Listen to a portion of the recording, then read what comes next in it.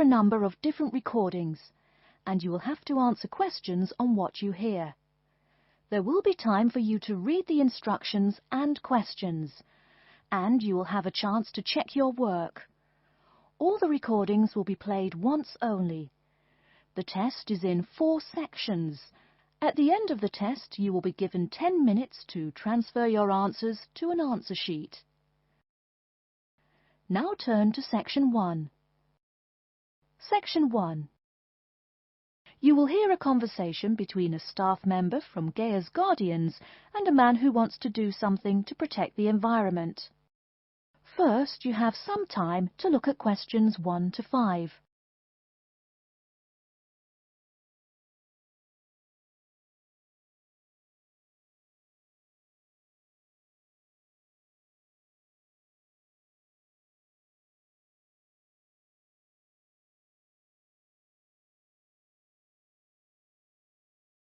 You will see that there is an example which has been done for you. On this occasion only, the conversation relating to this will be played first. Hello, how may I help you? Well, I've been seeing these yellow boxes in front of a lot of houses in my neighborhood. Just wondered what they were for. I noticed your phone number on all of them, so I called. Could you tell me about your business? We do recycling, but we're not a business. Gaia's Guardians is a non-profit group. We encourage recycling as a way of protecting the environment. The woman says that they encourage recycling as a way of protecting the environment. So, recycling has been written in the space. Now we shall begin. You should answer the questions as you listen, because you will not hear the recording a second time. Listen carefully and answer questions 1 to 5. Hello, how may I help you? Well, I've been seeing these yellow boxes in front of a lot of houses in my neighborhood. Just wondered what they were for. I noticed your phone number on all of them, so I called. Could you tell me about your business? We do recycling, but we're not a business. Gaia's Guardians is a non-profit group. We encourage recycling as a way of protecting the environment. I don't know. I mean, it is a good idea, but I really don't read the newspaper every day or anything. And we don't come collect newspapers every day. In fact, we only do pickups every other week. Oh, well, then maybe I could help. I mean, in my neighborhood, there's too much rubbish lying around everywhere. I'd like to help out, I guess. That's great, sir. You're doing the right thing. Okay, I need to get your contact information. What's your name, please? Peter Wisrow. Peter, how do you spell your last name? W-I-S-R-O-W? No, actually, it's W-I-S-R-O-U-G-H. Oh, I'm sorry. I'm a terrible speller. You're a good speller. It's just that my family are terrible pronouncers. You're quite a card, Peter. Okay, now what's your address? Number 168 Bridge Road. That's here in London. How about if I have any questions? I'm sending you a copy of our booklet too. The booklet has our phone number and our email address, helpline@blackcat.com. That's HELPLINE at BLACKCAT.com. But I nearly forgot to ask, what's your postcode? BS97PU. PS97BU? No, that's B as in boy, S97P as in Peter, U. Before you hear the rest of the conversation, you have some time to look at questions 6 to 10.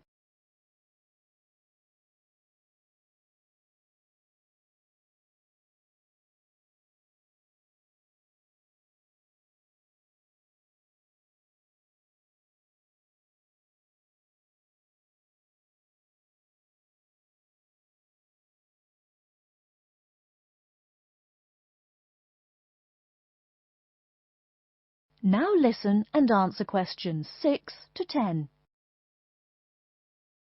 So I'm guessing those yellow boxes I saw are for recycled newspapers. Yes, that is correct, and it's free of charge. Wow, that's good news. Do you recycle anything besides newspaper? Oh yes, we recycle most everything. Glass, plastic, paper. Oh, so I can put like glass and plastic bottles in the box. Sorry again. Things like that you have to bring to our collection centre. And where is that? Our main centre isn't that far from you. It's actually right on the east side of Central Park. That new blue building? That's the one. Cool. Hey, what's with all those different colored boxes outside that place?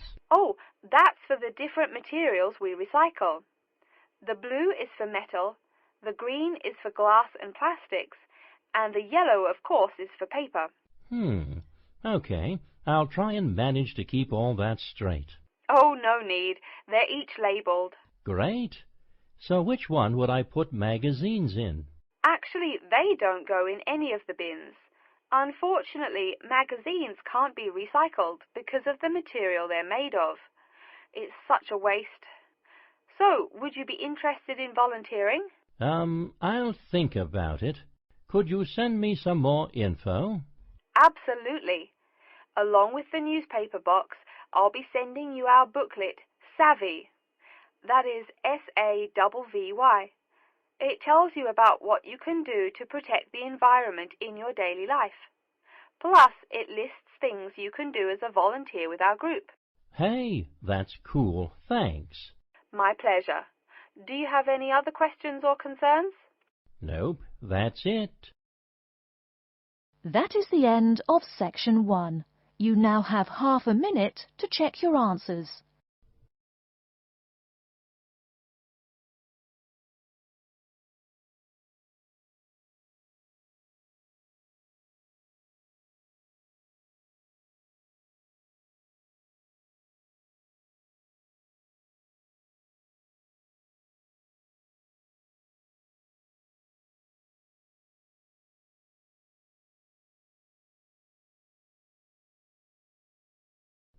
Now turn to Section 2.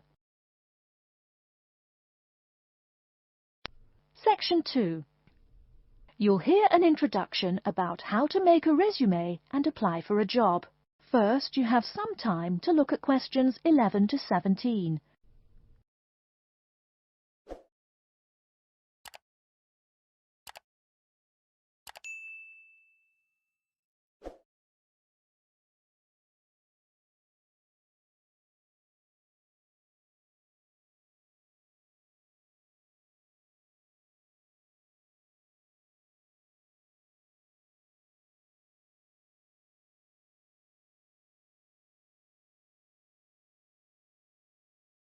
Now, listen carefully and answer questions 11 to 17. Welcome everyone to today's seminar on CV and interview skills. Remember, your CV is probably the most important document you will ever write. It opens the door to your career, and that job interview is probably the most important meeting you will ever attend. It's like stepping through that open door. So let's roll up our sleeves and get down to work, shall we? First of all, I cannot possibly tell you everything you need to know about writing a resume in the time we have. But let me tell you that there are dozens of great websites on the internet. These will give you all the suggestions you need. If you look at the paper I gave you, you will see a list of the dozen most popular sites.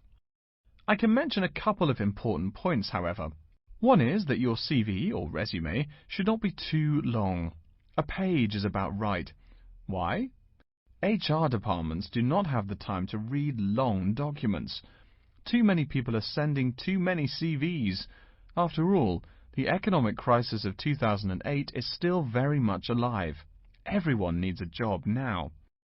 No matter how short you make that resume, though, you do not want to forget to tell HR how to contact your references. References are people who will give you a recommendation for a job. That's usually an ex-boss or a professor who knows you well.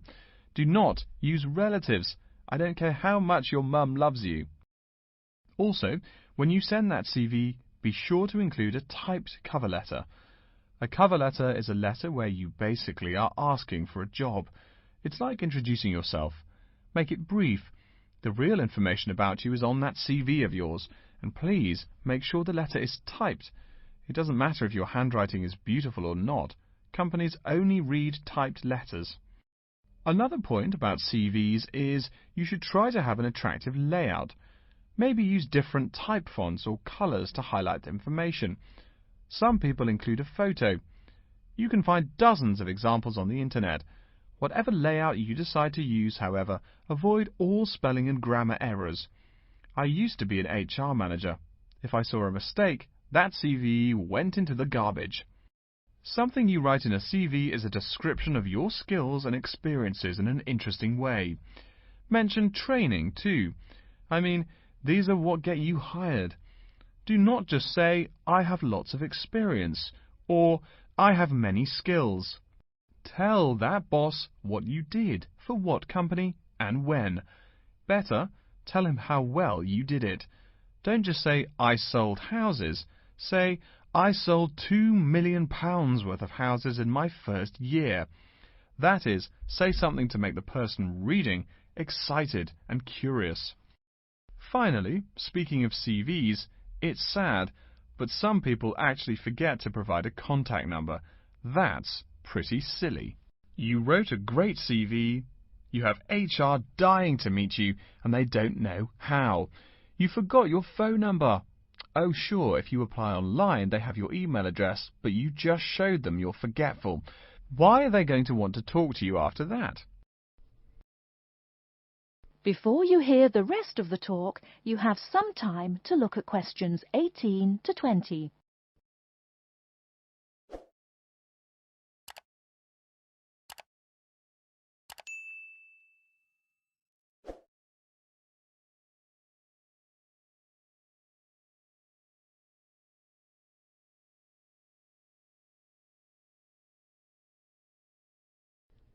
Now listen and answer questions 18 to 20. Alright, moving on to the actual interview. I'll go over what you need to know by the end of it, and what you can discuss and negotiate on later once it looks like you'll be offered the job. First, there's working hours. It's not that necessary to hammer out the hours off the bat, especially since it's easy to come off as lazy when the first thing you bring up is how much you're going to have to work. You can also find out more about possible promotions later on. It is important, however, to get a feel for how much you'll be paid. You should make sure the salary range is commensurate with what you're worth, and if you're not, you can move on to better opportunities. Being sure you're going to make what you want to live on is much more important than issues like your pension. You're all so young that your pension is not going to matter for quite a long time.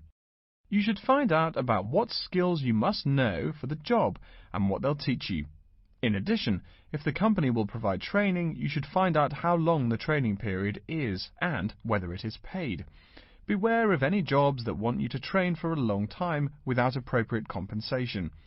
Speaking of compensation, find out about holidays as well. Do you get paid vacation time? Are you allowed to take personal days? Do you have to work on national holidays?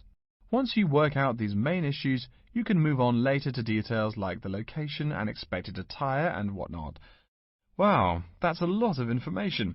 Let's take a break so you can think everything over and ask any questions you may have. Don't hesitate to come and see me if you need any clarification on all this stuff. That is the end of section 2. You now have half a minute to check your answers.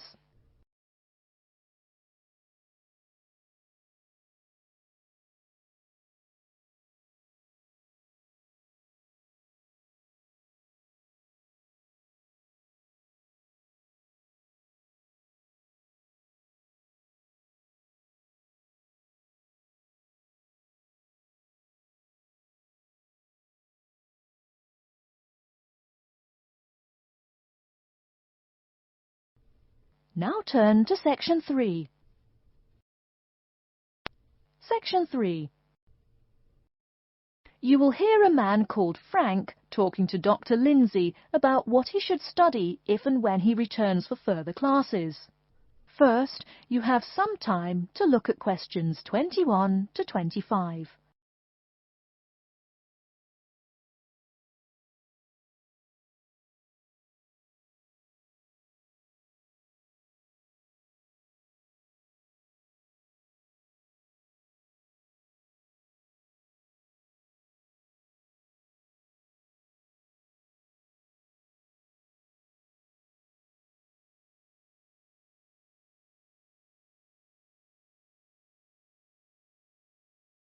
Now listen carefully and answer questions 21 to 25. Hello, are you Dr. Lindsay, the returning students advisor? Yes, that's right. Are you Frank? Your appointment wasn't until 2, but that's okay. Please come in and have a seat. Thanks. I like to arrive early whenever I have anything to do. That's certainly a praiseworthy habit. Let me see. It looks like you've taken a long break from school, and I understand you wanted to have a chat about what you should study if and when you return for further classes. It's such a big challenge. I don't know if I'm crazy for doing this or not. Believe it or not, I know exactly what you mean. Before I began working here at the university, I taught primary school for nearly 10 years. It takes a lot of courage to go back to school. I feel more shy and scared than the primary students I teach. In the schools I taught, I found today's youngsters are very sure of themselves. In terms of intelligence, I have a lot to teach them, and the maturity level of much of my class leaves something to be desired. But in terms of confidence, wow, a lot more confident than I am now, that's for sure. Stop fretting. A brave man is a coward who refuses to run. Let's talk about your strong points. You seem an intelligent man. What is it you would like to study? You see, I've been teaching children for a few years, but I think I'm happier teaching adults. I think teaching students in middle school is much more satisfying because they end up being much more grateful for your work. If I may ask, what got you interested in teaching adults? A lot of things, I guess. I met my future wife back in my first year of college. She always complains that I was more interesting then. She says that now I talk like I'm 7 years old. That's probably from being with children all day. Again, I know just what you mean. My husband used to say the same thing about me when I taught kindergarten. Anything else? Well, yes. Fairly often now I run into former students and we talk. Some of them are getting close to being grown up.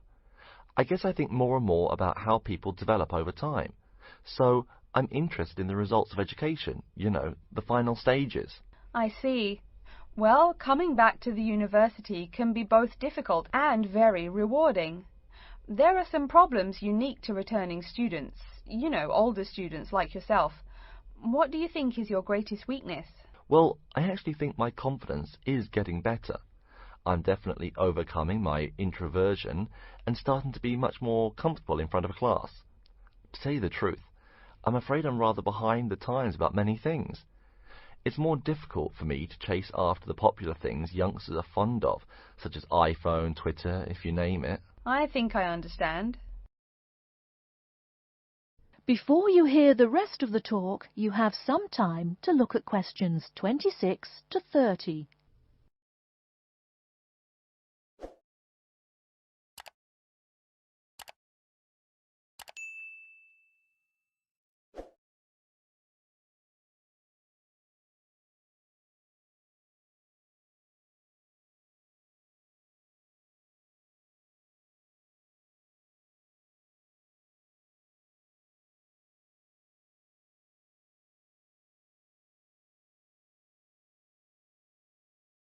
Now listen and answer questions 26 to 30.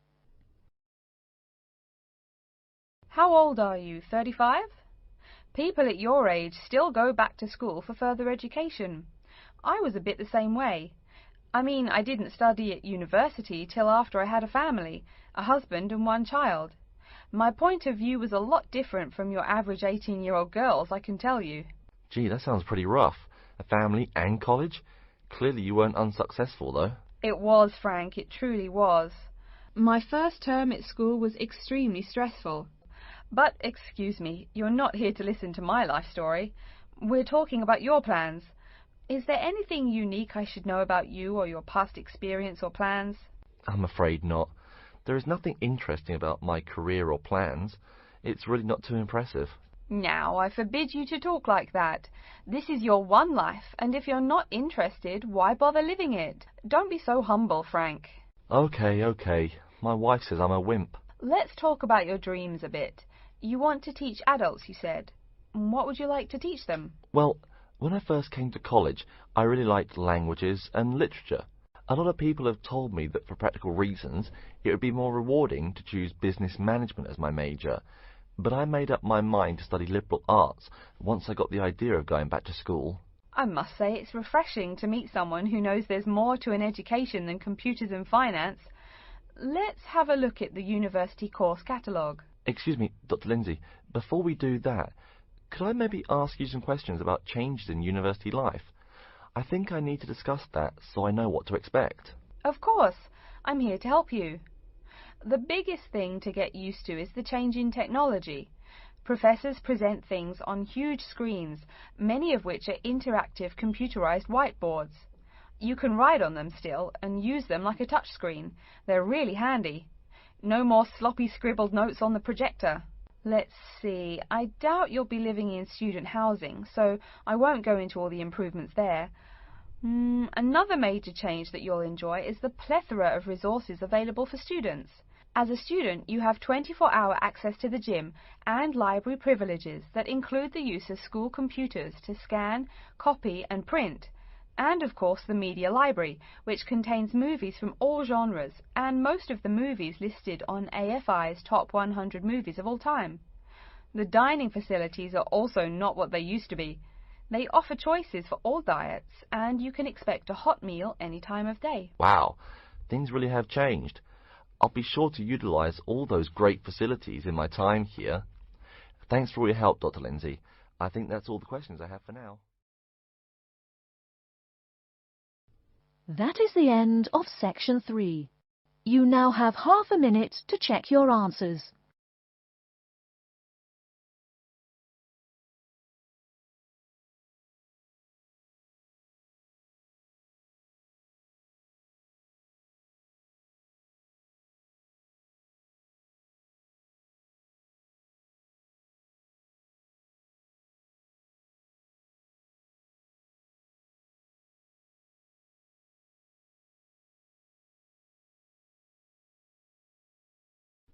Now turn to section 4.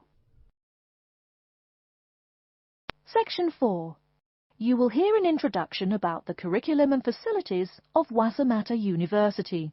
First, you have some time to look at questions 31 to 40.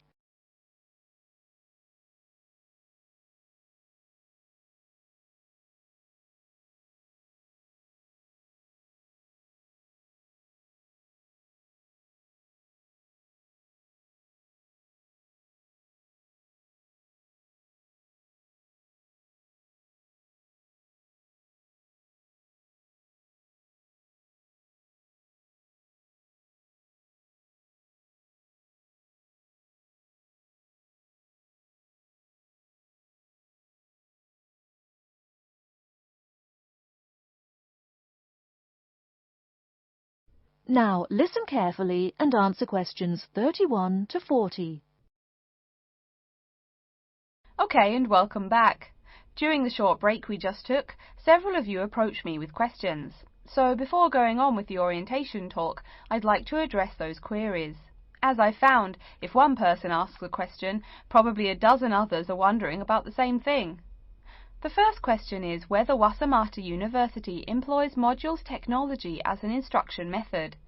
The answer is yes, we do. At least that's what the university catalogue says. If some of you don't understand what modules technology is, don't worry. I googled the word but couldn't find it. Apparently, though, it's a method of broadband wireless access. At least, that's what an American company's website told me. But again, don't worry.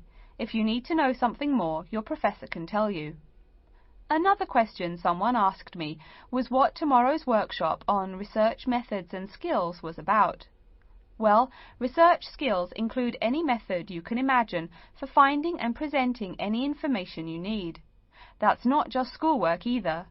Writing English, the native language for most of you, and finding a job are also research skills.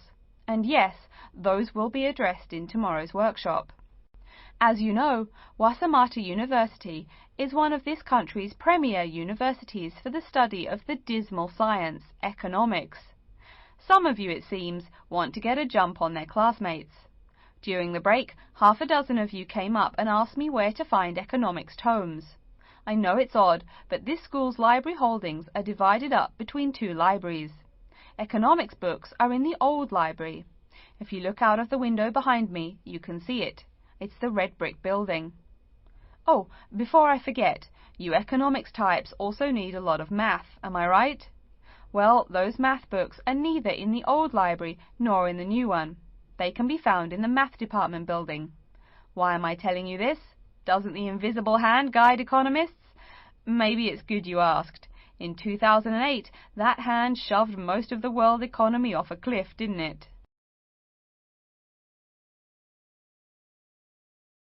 Now, I realize that most of you couldn't bring a computer printer or a photocopier from home.